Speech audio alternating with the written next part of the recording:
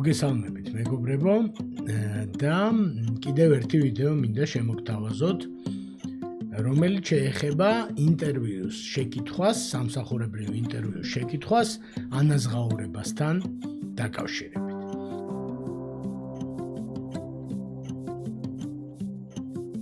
ეხლა რა სიტუაციაა, ესე იგი საინტერესო ორგანიზაციაში მიგიწვიეს გასაუბრებაზე. ილოცავთ, კარგი ამბავია, დაინტერესდნენ, ალბათ CV გაგზავნეთ, ან რეკომენდაცია მიიღეს ვიღაცისგან. გასაუბრებაც კარგად მიდის, ორივე მხარე მოტივირებული და კმაყოფილი ჩანს, თქვენც კმაყოფილი ხართ, თქვენი თავის წარმოჩენად შეძელით, კეთილგანწყობილი გამსაუბრებელია, HR-ის წარმომადგენელია თუ მენეჯერია და მოკლედ კარგად მიდის საქმე და ესე იგი, ერთ-ერთი შეკითხვა, რომელსაც უნდა მოელოდეთ გასაუბრებაზე წასვლისას არის, როგორია თქვენი მოლოდინი ანაზღაურებასთან დაკავშირებით. ანუ, ბევრი ორგანიზაცია და ბევრი პროფესიონალი, ბევრი მენეჯერი გასაუბრებისას ეკითხება კანდიდატს მის მოლოდინის ანაზღაურებასთან დაკავშირებით. და ძალიან ხშირად მოკლედ ჩივიან ამაზე შედარებით დამწყები სპეციალისტებიც და გამოცდილებიც, რომ ესე იგი შარში ვართ, როგორ უნდა უპასუხოთ ამ შეკითხვას. ეხლა რატო არის ეს შეკითხვა რთული შეკითხვა კანდიდატის თვალით? პირველი რაღაცა მცდიან შეგრძნება არის ხოლმე, რომ დამსაქმებელმა ხო იცის რამდენის გადახდას აპირებს და მე რატომ მეკითხება, მცდის და ასე შემდეგ, მაგას გავცემთ პასუხს, ესე იგი რატო გეკითხებიან, მაგაზე ვილაპარაკებთ და დილემა არის ესეთი, ესე იგი რომ ადამიანი ფიქრობს, რომ თუ ძალიან ძვირს მოვითხოვ, შეიძლება შევიმცირო ალბათობა რომ ამიყვანონ, ანუ აღარ ამიყვანონ, იმიტომ რომ ეძვიროთ ჩემი ხელფასი და თუ იაფს მოვითხოვ, მაშინ შეიძლება ამიყვანონ, მაგრამ აი ამ პატარა ხელფასით მომიწევს დაწყება მუშაობის და მეერე გრძელვადიანი პრობლემა შემექმნება, იმიტომ რომ საწყის ხელფასზე მეერე არის მიბმული თქვათ ხელფასის ზრდა, სხვა სიკეთეები სამსახურში და ასე შემდეგ. ამიტომ საკმაოდ რთული შეკითხვაა და რთული არის მასზე სწორად პასუხის გაცემა და ამ ვიდეოში მე შევეცდები, რომ კონკრეტული რჩევები მოგცეთ, როგორ გაუმკლავდეთ ამ ამბავს, ხო? მანამდე მინდა მადლობა გადაუხადო ამ ვიდეოს სპონსორებს, თქვენ შეამჩნევდით, რომ YouTube-ზე ჩვენი ვიდეოები რეკლამით არ არის დატვირთული და კლასიკური გაგებით. სპონსორებიც არ გვყავს, საქმე ის არის, რომ ჩვენი ყველა ვიდეოს სპონსორი არიან ის ორგანიზაციები და ის ადამიანები, ვინც გვიკვეთავენ და მონაწილეობენ ჩვენ ტრეინინგებში. და მათგან მიღებული რესურსით გვაქვს ჩვენ საშუალება შევქმნათ უფასო ხარისხიანი ვიდეოები. ასე რომ ამისთვის გეკუთვნით დიდი მადლობა ჩვენ დამკვეთებს და ჩვენი ტრეინინგების მონაწილეებს. ტრეინინგების შესახებ ინფორმაცია შეგიძლიათ ნახოთ ჩვენ საიტზე flowmaster.g. დაუბრუნდეთ ესე იგი შეკითხვას ანაზღაურებასთან დაკავშირებით და პირველი გავცეთ პასუხი საერთოდ რატომ გვეკითხებიან. ხო იციან რის გადახდასაც აპირებენ და პირდაპირ გვითხრან. ხშირად მსმენია ესეთი ამბავი. პირველ რიგში უნდა ვთქვათ, რომ დამსაქმებელს არ უნდა რომ დრო ფუჭად დაკარგოს. და შეკითხვის ერთ-ერთი მიზანი არის, რომ თქვენი მოლოდინი სახელფასო და მათი მოლოდინი თუ მნიშვნელოვნად განსხვავდება, შეიძლება ერჩივნოთ, რომ ეს დროულად გაიგონ. ანუ თქვენ თუ თვლით, რომ თქვენი სახელფასო მოლოდინი სადღაც, 3000 ლარის მიდამოებშია და მათ კი პოზიციაზე აქვთ დაუშვათ 1500 ლარიანი ანაზღაურება, მათთვისაც და თქვენთვისაც საზიანო იქნება, რომ გაგრძელდეს ეს პროცესი, რამდენიმე გასაუბრებაში მიიღოთ მონაწილეობა, მოეწონოთ მენეჯერებს, თქვენც მოგეწონოთ იქაურობა და ბოლოს გაირკვეს, რომ საერთოდ აცდენილი იყო, ხო? ამიტომ დამსაქმებელს უნდა, რომ ეს მოლოდინი დაახლოვოს, ხო? ეხლა თვითონ რომ პირდაპირ გითხრას, დაუშვათ გითხრა ის 1500 ლარი. აქ არის რისკი, რომ შენ იმ მომენტში გინდა ეს სამსახური და დათანხმდე დაბალ ანაზღაურებას და როგორც კი დაიწყებ მუშაობას, ეგრევე გქონდეს მოლოდინი ანაზღაურების მომატების. ეს კიდე ძალიან უჭირთ ორგანიზაციებს. ამიტომ დამსაქმებელს გაცილებით ურჩევნია, რომ თქვენ თქვათ, თქვენი ფასი ასე ვთქვათ და არა თვითონ თქვას თავისი ფასი, იმიტომ რომ არ გამოიწვიოს ეს ვითომ დათანხმება. იმ მომენტში შენ გინდა რომ მიზანს მიაღწიო, გასაუბრების მიზანს და ამიტომ შეიძლება დათანხმდე ისეთ ანაზღაურებას, რომელიც იცი რომ 2 და 3 თვეში უკვე აღარ დაგაკმაყოფილებს და ეს ხალხი, ვინც დათანხმდა დაბალ ანაზღაურებას და მერე მალევე მოელის ანაზღაურების ზრდა, სერიოზული პრობლემაა ნებისმიერ ორგანიზაციაში. ხო? ასევე მეორე ასპექტსაც უნდა შევხედოთ, რომ გამსაუბრებელს და ორგანიზაციას აინტერესებს თქვენ როგორ აფასებთ თქვენ თავს.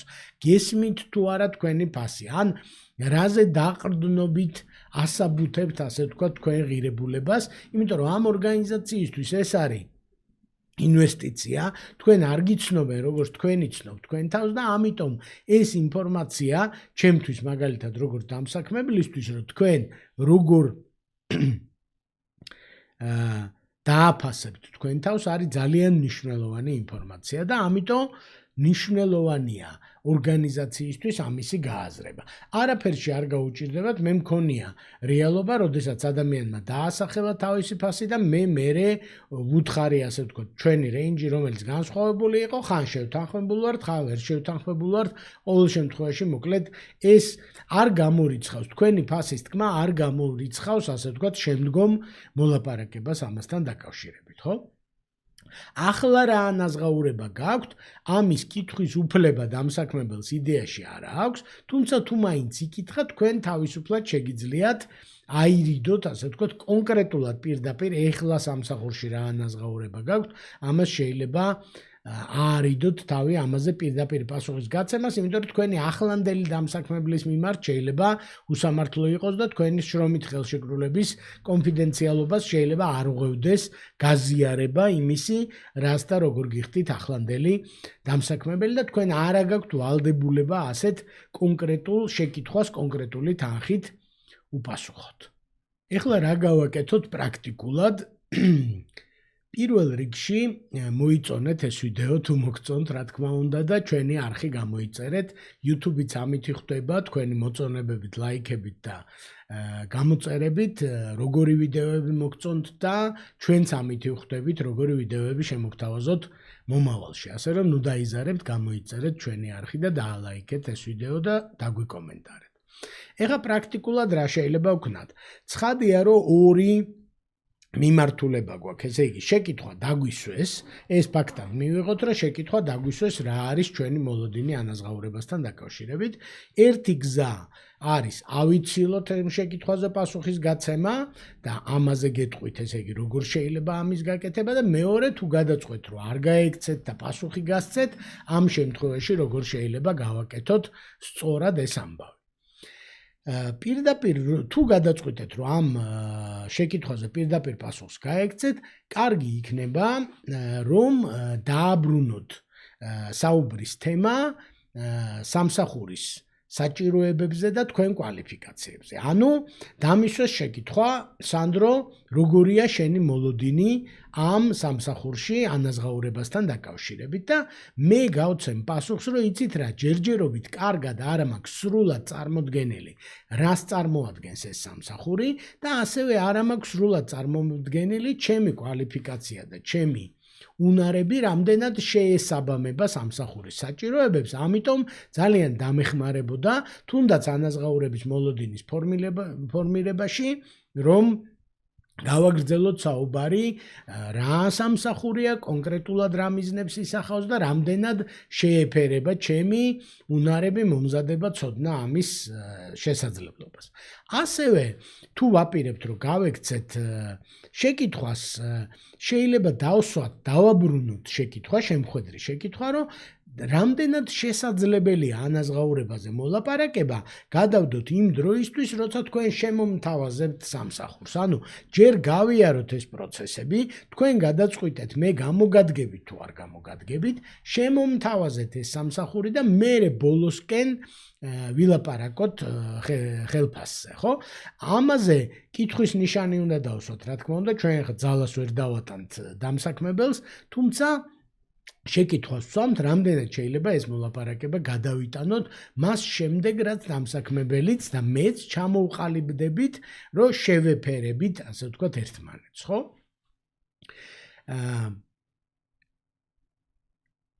მეორე მიზეზი, რითიც შეგვიძლია დავასაბუთოთ ეს უარი, ასე ვთქვათ, პასუხზე, არის რომ ყველა მიცის, დამსაქმებელმაც იცის და ჩვენც ვიცით, რომ ანაზღაურება, რომელსაც შემოგთავაზებენ, ხანდახან თქვენ რო კითხოთ დამსაქმებელს, შეიძლება გითხრათ, რომ გააჩნია რა კვალიფიკაციის ადამიანს ვიშოვით. ანუ ესე არ არის, რომ დამსაქმებელი კონკრეტულად ერთი ლარის სიზუსტით წინასწარ წყვიტავს ხელფას, ხო?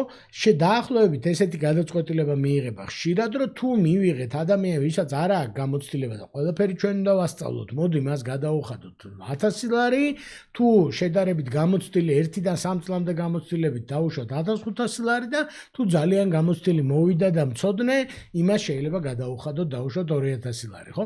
ამიტომ თქვენ რომ კითხოთ დამსაქმებელს, იმანაც შეიძლება გიპასუხოთ გააჩნია რა შემთხვევაში. და ამიტომ ჩვენ თვითონ ვეუბნებით, რომ მოდი ჯერ დავადგინოთ, მე რამდენად შევესაბამები თქვენ საჭიროებებს და მე თქვენთვისაც და ჩემთვისაც უფრო ადვილი იქნება ამ შეკითხვაზე პასუხის გაცემა. ხო? ეს არის გაქცევის შემთხვევაში რა მიმართულებით წავიყვანოთ საუბარი, თუ არ გვინდა ჯერ ან საერთოდ არ გვინდა ამაზე პასუხის გაცემა, ხო?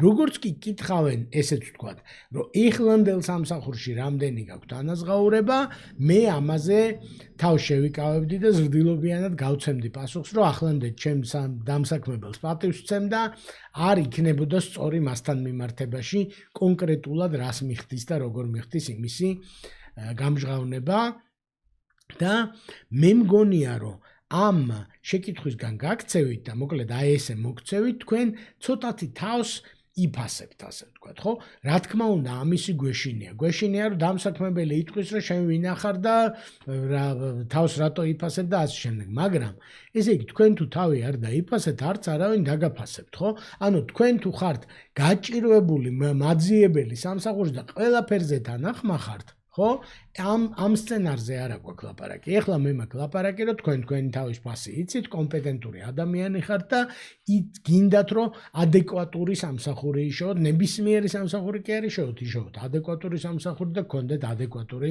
ანაზღაურება, ხო? იმ სასოწარკვეთილი და დროებითი სამსახურის ძებნას არ ეხება ეს ვიდეო და ეს ჩვენი რჩევები, ხო? ეხლა წავიდეთ მეორე მხარეს, დაუშვათ და არ გინდათ რომ გაექცეთ. ან გრძნობთ, ან შეეცადეთ რომ გაქცეოდით, ასე ვთქვათ, ამ შეკითხვას, მაგრამ დაგიბრუნეს მაინც გაიმეორეს შეკითხვა, ხო? ამ შემთხვევაში ყველაზე კარგი რჩევა იქნება, რომ თქვენ გასცეთ პასუხი არა კონკრეტული ციფრით, არამედ ანაზღაურების დიაპაზონით. ანუ როგორც დამსაქმებელს შეეძლო ეთქვა, რომ აი ესე დიაპაზონში განვიხილაო. ანაზღაურებას თქვენ შეიძლება დიაპაზონით განიხილოთ გასცეთ პასუხი. ეხლა რას ნიშნავს ეს დიაპაზონი? მაგალითად მე ვამბობ, რომ განვიხილავ ანაზღაურებას 1500 ლარიდან 3000 ლარამდე დიაპაზონში. და განვმარტავ, მოვაყოლებ განმარტებას. ეს დამოკიდებულია სამუშაოს დატვირთვაზე, რამდენი საათი და რამდენი კვირაში რამდენი დღე მომიწევს მუშაობა. დამოკიდებულია დღის განმავლობაში სამუშაო საათებში, ვთქვათ, რომ 8 საათი იქნება დღის განმავლობაში მუშაობა და დროის რომელ მონაკვეთში. დამოკიდებულია დისტანციური მუშაობის საშუალება თუ არის. დამოკიდებულია დეი-ოფების საშუალება თუ არის. დამოკიდებულია შვებულების გამოყენება როგორ შემიძლია. დამოკიდებულია იმაზე ინდივიდუალური ამოცანები მექნება თუ გუნდური ამოცანები. მოკლედ ძალიან ბევრ რამეზეა დამოკიდებული ჩემი მოლოდინი, ხო? თუ გეოგრაფიაზეა დამოკიდებული, თუ ჩემი საცხოვრებელი ადგილიდან ახლოს არის სამსახური, ის ჩემთვის შეიძლება ხარჯების ეკონომიას და დროის ეკონომიას უკავშირდებოდეს. თუ შორს არის და შორს ვთავაზობენ, მაშინ შეიძლება უფრო ძვირი მიჯდებოდეს, ხო? თუ ძალიან მკაცრი დრესკოდია სამსახურში, შეიძლება ეს დამატებით დანახარჯები იყოს.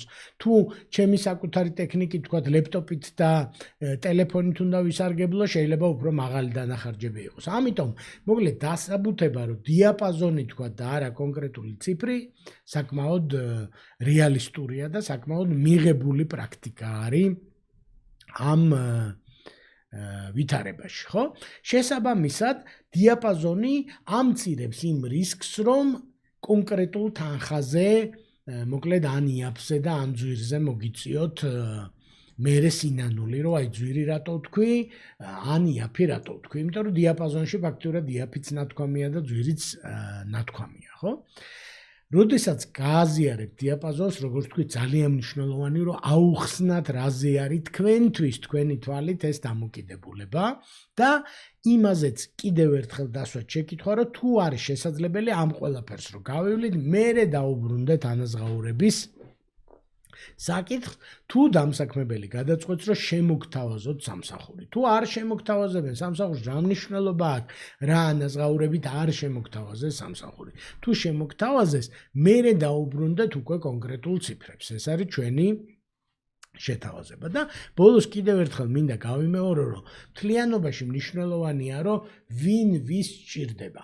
თუ გამოვიდა ისეთი მოლაპარაკება გასაუბრებაზე, რომ თქვენ ძალიან გჭირდებათ სამსახური და დამსაქმებელს მილიონი ალტერნატივა აქვს, თქვენ წააგებთ ეგეთ მოლაპარაკებაში. თუ თქვენ თავს დაიფასებთ და დამსაქმებელს სხვა გზა არ აქვს, თქვენ სიკითხის სხვა გზა არ აქვს, დამსაქმებელი არის სუსტ პოზიციაში მოლაპარაკებისთვის, ხო? ამიტომ თუ კარგი დამსაქმებელია, ის სუსტ პოზიციაში თავს არ დაიყენებს და ალტერნატივები ყოველთვის ექნება. ამიტომ თქვენ ნუ დაიყენებთ სუსტ პოზიციაში მდგომარეობას. ეს მარტო ამ შეკითხვას არ ეხება, ყველაფერს ეხება საერთოდ მოქცევას გასაუბრებაზე. თუ გაინტერესებთ გასაუბრებაზე, სხვა შეკითხვები გაქვთ და სხვა თემებიც გაინტერესებთ, ესეც მოგწერეთ კომენტარებში და აუცილებლად გავაკეთებთ დამატებით ვიდეოებს. დღეისთვის სულ ეს იყო, რაც მინდოდა მეთქვა. მადლობა ყურადღებისთვის და მალე შევხვდებით შემდეგ ვიდეოში.